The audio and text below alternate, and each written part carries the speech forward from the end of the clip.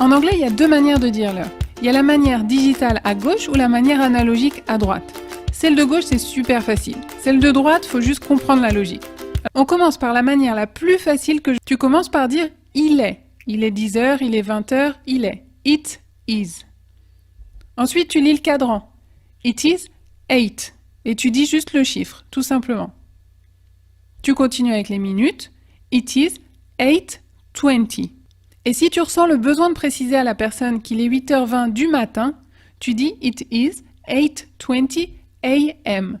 avant midi. Et si c'est 8h20 de l'après-midi, tu dis It is 8:20 p.m. après le midi. Deuxième manière, c'est la manière analogique. Donc de nouveau, tu commences par It is. Il est. Ensuite, tu regardes où se trouvent les minutes. On est à 20 minutes. De quel côté se trouvent les minutes? Du côté gauche ou du côté droit? Et 20 minutes se trouvent du côté droit du cadran. La logique ici, c'est de dire que il était 8 heures pile, mais que maintenant, 20 minutes ont déjà passé 8 heures. C'est cette logique qu'on va exprimer en anglais. Tu vas dire It is 20, les 20 minutes, past, c'est passé, 8, 8 heures.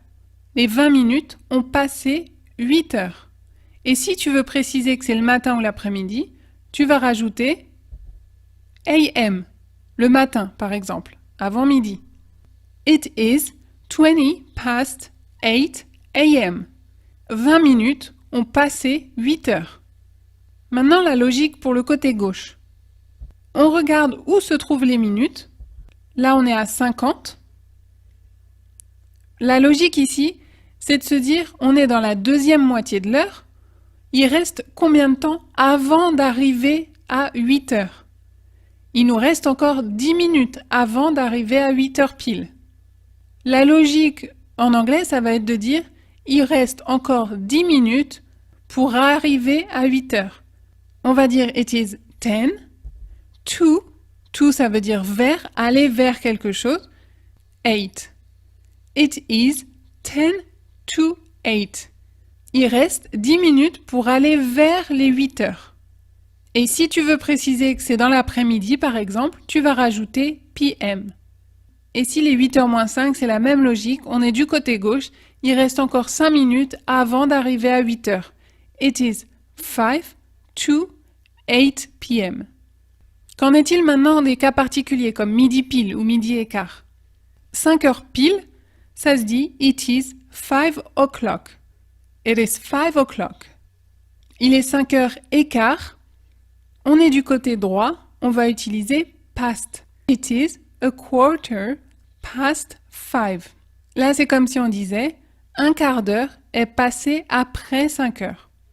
Même logique pour le côté gauche, il est 5 heures moins le quart. It is a quarter to 5. Il reste un quart d'heure avant d'arriver à 5 heures. Pour dire 5h30, on va considérer que le 30 se trouve sur la tranche de droite. Donc on va utiliser past. It is half past 5. La moitié est passée après 5 heures. Il est midi. It is noon. It's noon. Il est minuit. It's midnight. Midnight. Le milieu de la nuit. Midnight. Entraîne-toi maintenant et dis-moi quelle heure il est chez toi actuellement.